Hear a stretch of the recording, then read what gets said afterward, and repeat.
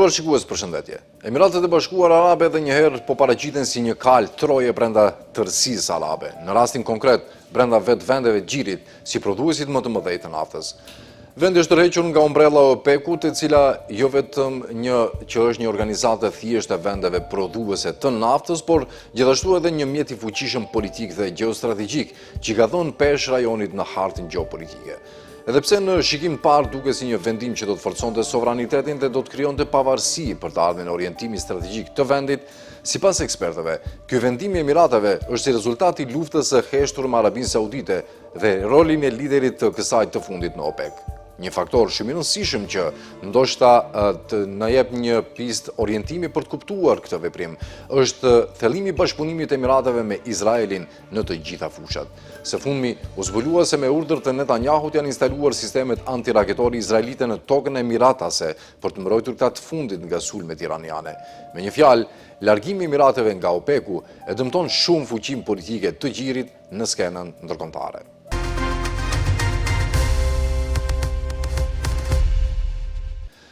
Dalja e Emirateve të Bashkuara Arabe nga OPEC-u nuk po shihet më si një lëvizje teknike brenda një organizate prodhuesish nafte, por si një sinjal i fortë se vetë arkitektura globale e tregut energjetik po hyn në një fazë transformimi.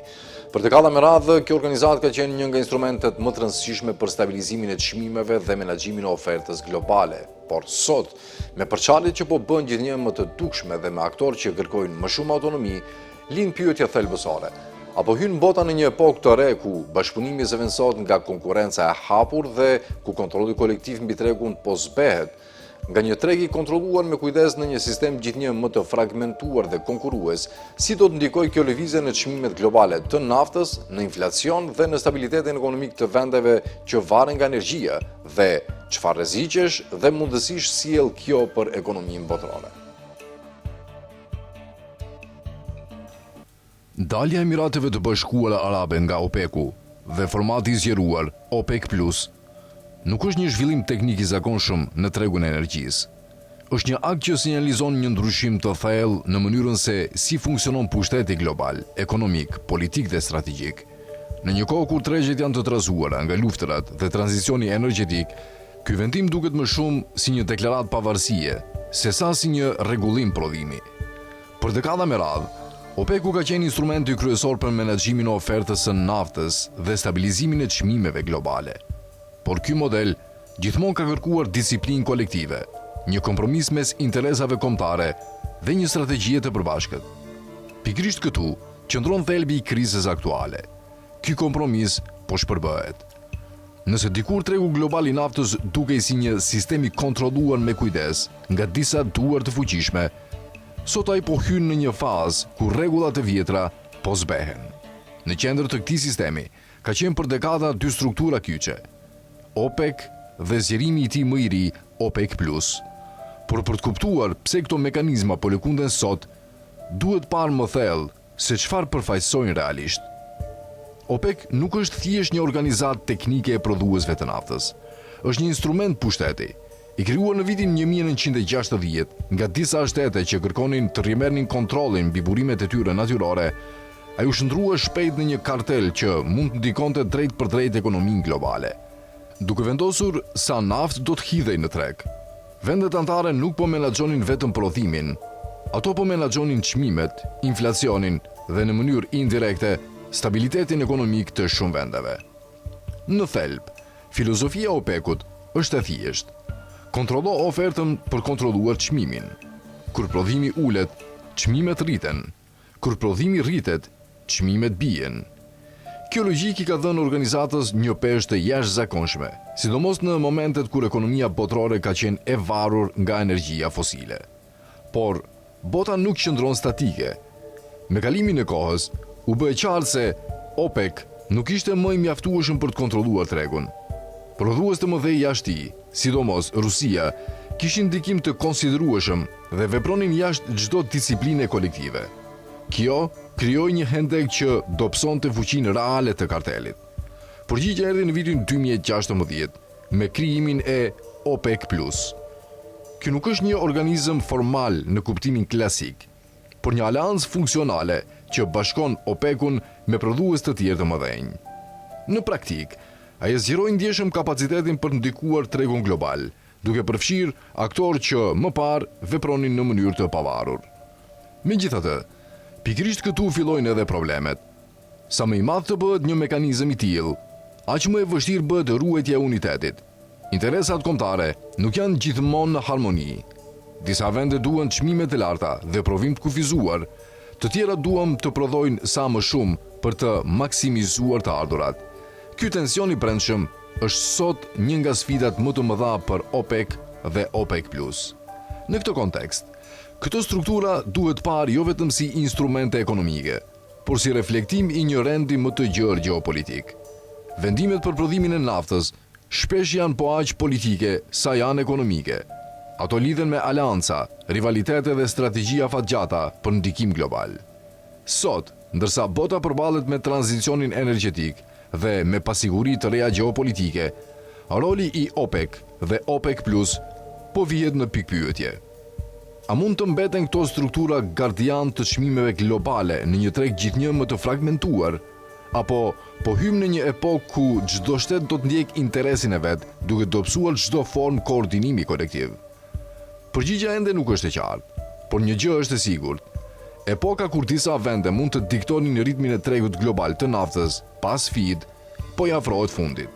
Dhe në këtë ndryshim, kuptimi i vërtet i OPEC dhe OPEC+ bëhet më i qartë se kurrë, jo si struktura të përhershme, por si produkte të një kohe që po transformohet me shpejtësi. Pas këtij vendimi të Emirateve të Bashkuara Arabe, qëndron edhe një tension i heshtur me Arabinë Saudite, e cila ka dominuar tradicionalisht OPEC-un. Rivaliteti rajonal mes fuqive të gjirit nuk është më një sekret. Emiratet po kërkojnë një rol më autonom dhe nuk janë më të gatshme të funksionojnë në hijen e politikave saudite. Dalja nga OPEC-u është në këtë kuptim një shkëputje nga një rend i vjetër ku vendimet merreshin në mënyrë hierarkike. Në planin global, implikimet janë edhe më të mëdha. OPEC, pa një aktor se Emiratet, bëhet më i dobët, më pak i aftë për të kontrolluar tregun dhe më i ekspozuar ndaj fragmentimit. Rreziku i një gare prodhimi rritet, ku secili prodhues ndjek interesin e vet pa koordinim. Kjo mund të çojë në çmime më të paqëndrueshme dhe në një treg më kaotik. Në të njëjtën kohë, vendimi i Emirateve duhet lexuar edhe në kontekstin e krizave të fundit gjeopolitike. Lufta me Iranin, tensionet në gjirin persik dhe pasiguria rreth rrugëve të furnizimit, sidomos në ngushtisjen e Hormuzit, kanë shtyrë vendet e rajonit të mendojnë më shumë për kontrollin individual se sa për koordinimin kolektiv. Dalja e Emirateve nuk do thotë se OPEC-u do të zhduket menjëherë, por do të thotë se roli i tij do të dobësohet, edhe më rëndësishmja, do të thotë se vendet anëtare nuk e shohin më atë si një strukturë të domosdoshme për mbijetesën e tyre ekonomike. Dalja e Emirateve është një paralajmërim, jo vetëm për OPEC-un, por për gjithë rendin global, që është ndërtuar mbi marrëveshje kolektive dhe balanca të brishta interesi. Në një botë gjithnjë më të paqëndrueshme, shtetet po kthehen te instinkti bazë, sovraniteti mbi gjithçka. Dhe kur kjo ndodh në tregun e naftës, një nga shtyllat kryesore të ekonomisë globale, pasojat nuk janë kurrë të vogla.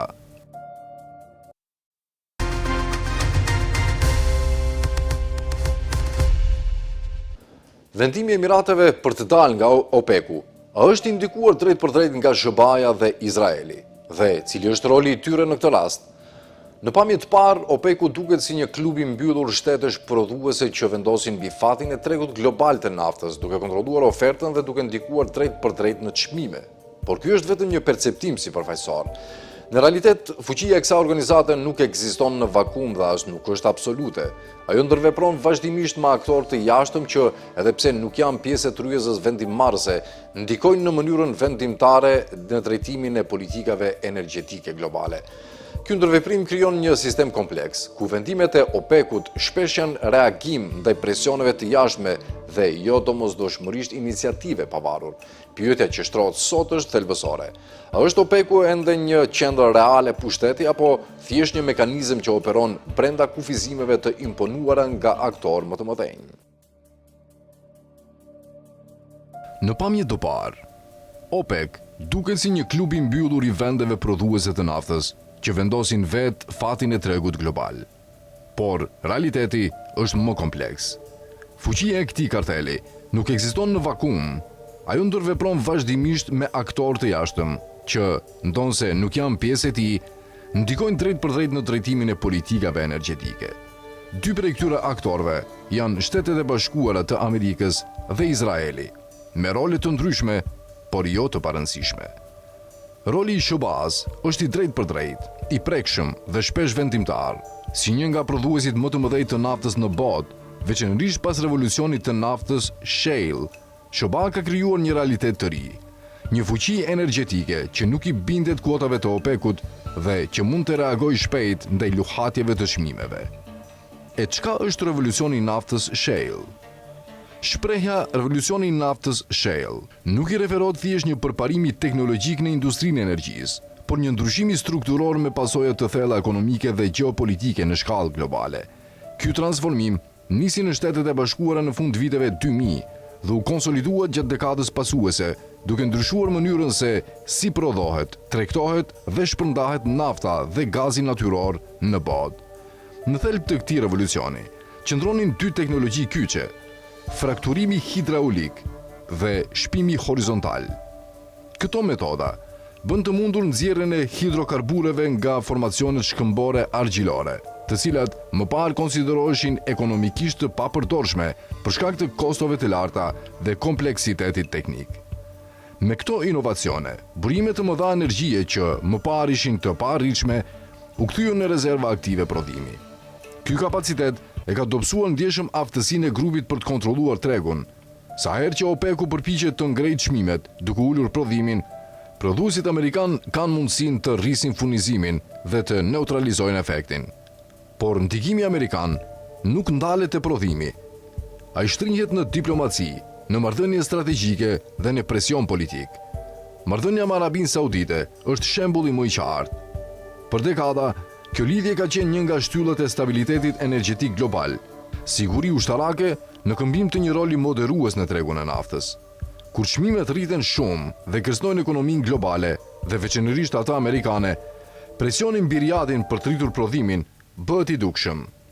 Në këtë kuptim, Shobaja nuk është pjesë e OPEC-ut, por shpesh sillet si një aktor që ndikon në drejtimin e tij.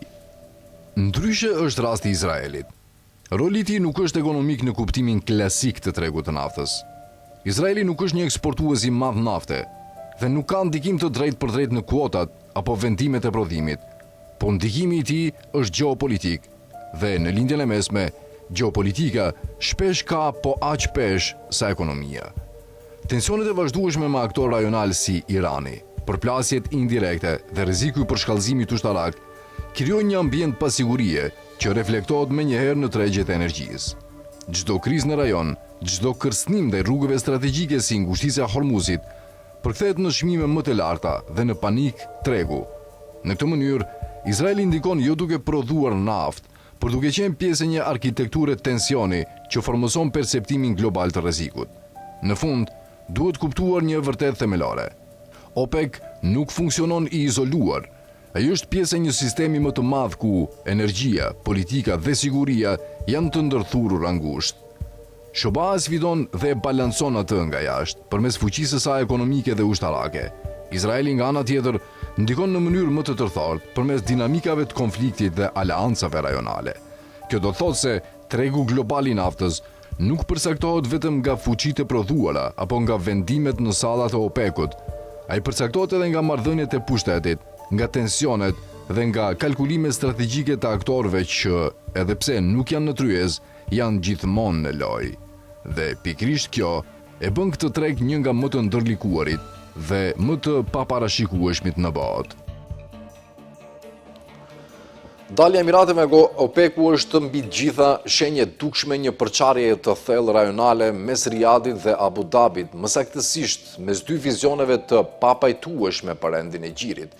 Kjo nuk është një mosmarrveshje taktike, është shprehje një kontradikte strategjike të thellë. Arabia Saudite kërkon ruajtjen e integritetit territorial të shteteve arabe dhe pozicionimin si fuqi stabilizuese rajonale, ndërkohë Emiratet e Bashkuara Arabe që nga viti 2015 kanë ndërtuar një doktrinë të bazuar në projekcion force përmes aktorëve jo shtetëror në Libi, Sudan, Somali dhe Yemen. Riadi e sheh këtë qasje jo si partneritet, por si kërcënim strukturor për sigurinë e vet. Me këtë vendim që dobëson fuqinë OPEC+, pjesës së cilës është edhe Rusia, Emiratet po i bën një shërbim SBA-s, e cila e sheh këtë organizatë si instrument që i shërben interesave të Rusisë, ndërsa Emiratet po blejnë mbështetje dhe siguri amerikane me fuqi nafte. Për dekada me radhë, Organizata e Vendeve Eksportuese të Naftës, OPEC, ka funksionuar si shumë më tepër se sa një kartel nafte. Për anëtarët e saj në Gjirin Persik, organizata përfaqësonte një formë sovraniteti kolektiv mbi burimin e tyre kryesor. Aftësinë e shteteve arabe prodhuese për të vepruar së bashku në ekonominë globale, për të mbrojtur të ardhurat e përbashkëta dhe për të folur me një zë të koordinuar përballë konsumatorëve perëndimor. Ky fiksion institucional sapo është shembur, shkruan Anas Abdun, konsulent ndërkombëtar në fushën e energjisë dhe çështjeve globale. Kur Emiratet e Bashkuara Arabe njoftuan tërheqjen e tyre nga OPEC-u dhe nga koalicioni zgjeruar i njohur si OPEC+, me efekt nga 1 maj 2026, reagimi i parë ishte ta shpjegonin këtë vendim si një çështje teknike. Ministri i Energjisë Suhail Al-Mazrui e paraqiti vendimin me kujdes në gjuhën e politikës energjetike, fleksibilitet, kapacitet prodhues, interes kombëtar afatgjat. Tregjet vunë re se koha e vendimit, në një moment kur ngushtica e Hormuzit ishte pjesërisht e mbyllur, do të kufizonte ndikimin e menjëhershëm në çmime. Analistët theksuan tensionin e kahershëm me kuotat që kufizonin ambicjet e kompanisë shtetërore të naftës së Abu Dhabit për të arritur 5 milion fuqi në ditë. Të gjitha këto janë të vërteta, por fokusi vetëm në këto dimensione teknike e humb thelbin, thot Abdun. Dalja e Emirateve është mbi të gjitha shenjë dukshme një përçarje të thellë rajonale mes Riyadit dhe Abu Dhabit, por më gjërë mes dy vizioneve të papajtueshme për rendin e Gjirit. Përçarja saudito-emiratase nuk është e re, por në fund vitit 2025 ajo kaloi një prag cilësor. Më 29 dhjetor, sulma ajrore saudite goditën një kolon armësh të Emirateve në portin e Mukalla në Yemen, një akt pa precedent mes dy aleatëve nominal. Riyadi më pas kërkoi publikisht tërheqjen e gjitha forcave të Emirateve nga territori i Yemenas dhe në fillim vitit 2026, kjo kërkesë u pasua me shpërbërjen e Këshillit Tranzitor Jugor, një nga përfaqësuesit kryesor të Abu Dhabit në vend. Kjo nuk është një mosmarrveshje taktike, është shprehje e një kontradikte strategjike të thellë.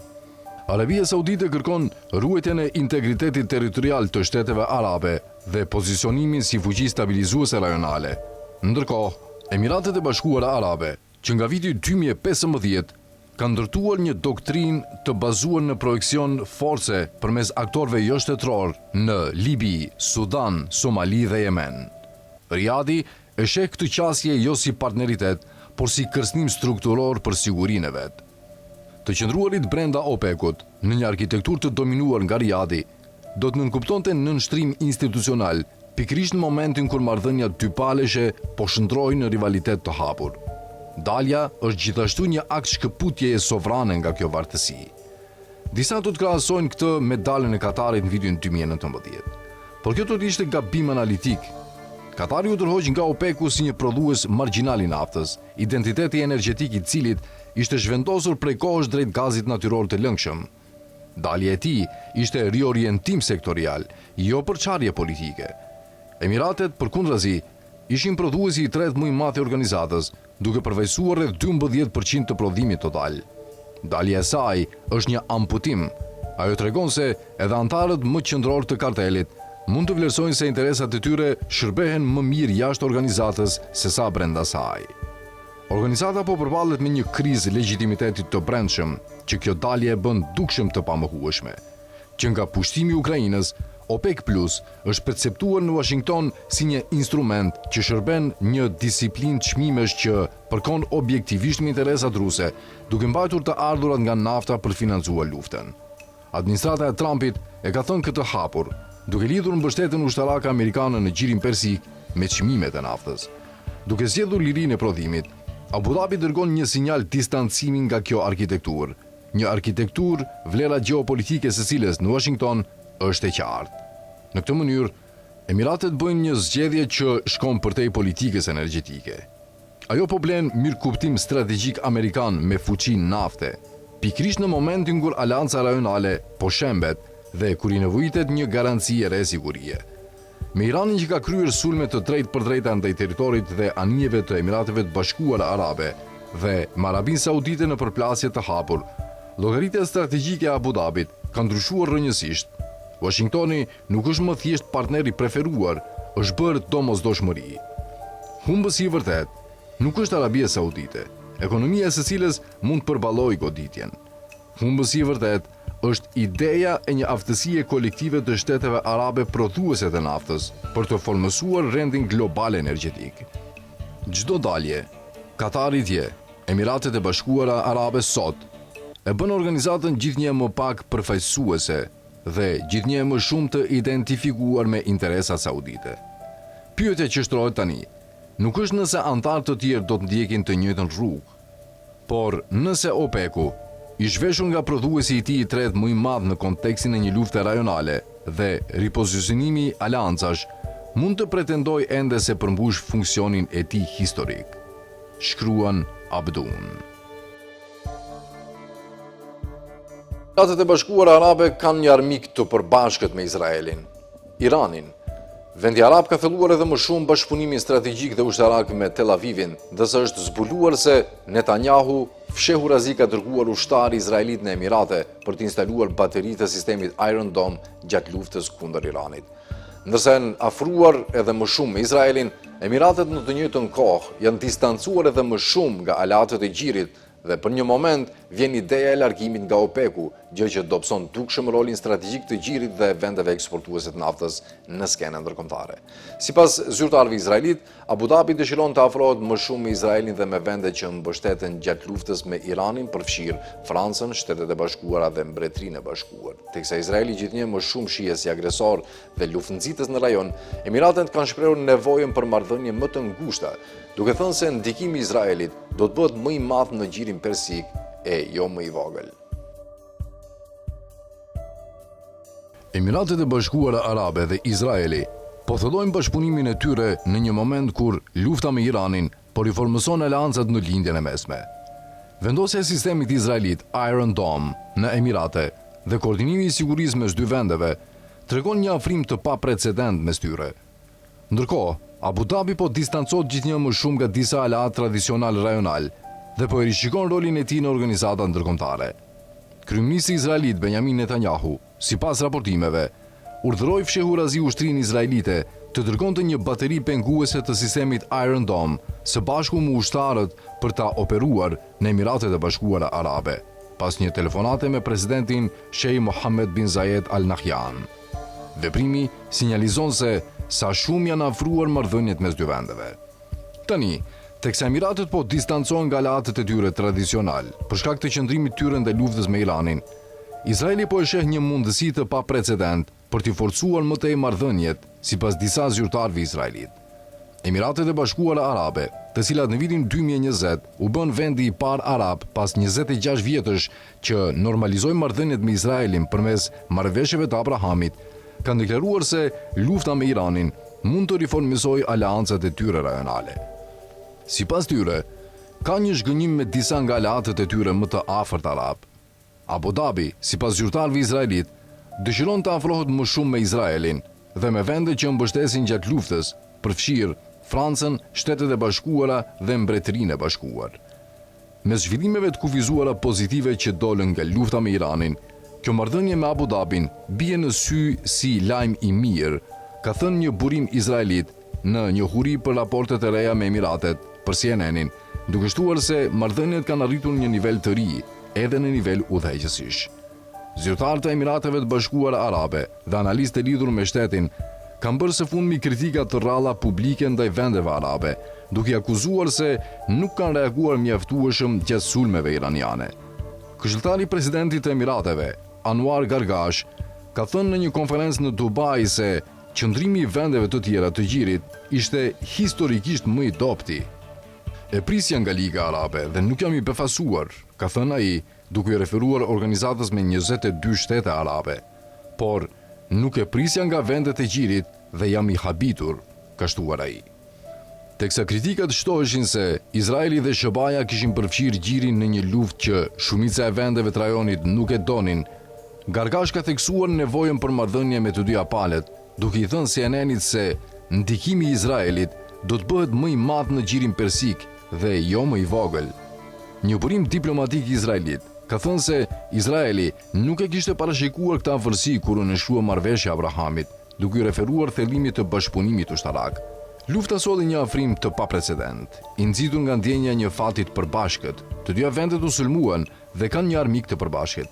Kjo do të reflektohet patjetër në zgjerimin e marrëdhënieve në të ardhmen, ka thënë një zyrtar izraelit. Këtë javë, Emiratët u tërhoqën nga OPEC-u, pas gati 6 dekadash antarësimi. E pyetur nga CNN nëse Arabia Saudite ishte konsultuar, ministri i Energjisë Suhail Al-Mazrui ka thënë se ishte një vendim sovran kombëtar. Zyrtari izraelit e ka interpretuar largimin e Emirateve nga OPEC-u si shenjë të distancës në rritje nga qëndrimet tradicionale të gjirit dhe afrimit më të madh me Izraelin dhe SBA-n. Kjo rrit distancën e Emirateve nga politika tradicionale e gjirit dhe i transformon ata në diçka krejtësisht ndryshe në rajon dhe për Izraelin, ka thënë ai, duke shtuar se Emiratet u gjendën të vetmuara dhe Izraeli e Shtetet e Bashkuara ishin aty për ta. Vendosja e fshehtë e sistemit të avancuar izraelit të mbrojtjes ajrore, Iron Dome, në Emiratet e Bashkuara Arabe, tregon thellimin e marrëdhënieve mes dy vendeve, ka thënë për CNN-in një burim izraelit i njohur me çështjen, duke konfirmuar një raport agjencisë Axios. Sipas këtij burimi, sistemi u dërgua gjatë luftës me Iranin. Kjo shënon rast të paprecedent të vendosjes së trupave izraelite në një shtet arab dhe hera e parë që Izraeli vendos sistemin Iron Dome jashtë kufive të tij, madje në një kohë kur vetë vendi po përballej me sulme të rënda nga Irani. Zyrtarët izraelit thonë se lufta ka çuar në bashkëpunimin në fushën e sigurisë mes dy vendeve, në nivele të papara më parë. Izraeli dhe Emiratet e Bashkuara Arabe ndajnë qëndrim përbashkët se, sipas tyre, Islami radikal është kërcënimi kryesor, ka thënë burimi, duke shtuar se Izraeli i ka mbështetur gjithashtu Emiratet në tensionet e tyre me Arabinë Saudite për rajonin e Bririt të Afrikës. Izraeli më herët pati lidhur disa marrëveshje për shitjen e sistemit Iron Dome jashtë vendit, por kjo del të jetë hera e parë që ai është dislokuar në një shtet tjetër dhe është përdorur në mënyrë operative. Sipas Axiosit, sistemi ka ndaluar 10 raketa iraniane gjatë luftës. Kjo nuk është hera e parë që Izraeli ka ofruar Emirateve sisteme të mbrojtjes ajrore. Sipas dy burimeve të tjera, në vitin 2022, pasi rebelët Houthi nga Jemeni lëshuan raketat drejt Abu Dhabit, Izraeli transferoi një bateri të sistemit Barak 8 pas një kërkese nga presidenti i Emirateve Mohammed bin Zayed, drejtuar atëherë kryeministit izraelit Naftali Bennett. Yoel Guzanski, studiues i lartë në Institutin për Studimet Sigurisë Kombëtare në Tel Aviv dhe i zyrtar në Këshillin e Sigurisë Kombëtare të Izraelit, ka thënë se Emiratet janë tashmë ndër vendet më të afërta me Izraelin. Nuk bëhet fjalë vetëm për sigurinë, ka turizëm, shkencë, investime dhe tregti. Nuk ka asnjë vend arab më të afërt, u shpreh ai, duke përmendur edhe vendimin e Emirateve për të mbajtur ambasadorin në Tel Aviv dhe për të vazhduar fluturimet gjatë luftës në Gaza. Ai ka shtuar se për këtë arsye, Emiratet ka të ngjartë jenë shënjestruar më shumë nga Irani. Në këtë kuptim, Emiratet po paguajnë çmim për këtë marrëdhënie, ka thënë ai. Nga ana tjetër, Emiratet ndihmojnë Izraelin me inteligjencë sinjalistike, ka shtuar burimi. Ky furnizim përfshin kapjen dhe analizimin e sinjaleve elektronike, kryesisht komunikimeve dhe emetimeve të tjera nga njerëz, sisteme ose pajisje. Nga ana tjetër, Emiratet kanë filluar të ndihen gjithnjë më të distancuara nga fqinjet arab, edhe para luftës dhe se konflikti vetëm e ka përshpejtuar këtë largim. Ishte kjo të ratë të ndruar shikues, faleminderit që na ndoqët dhe miru takofshim sërish.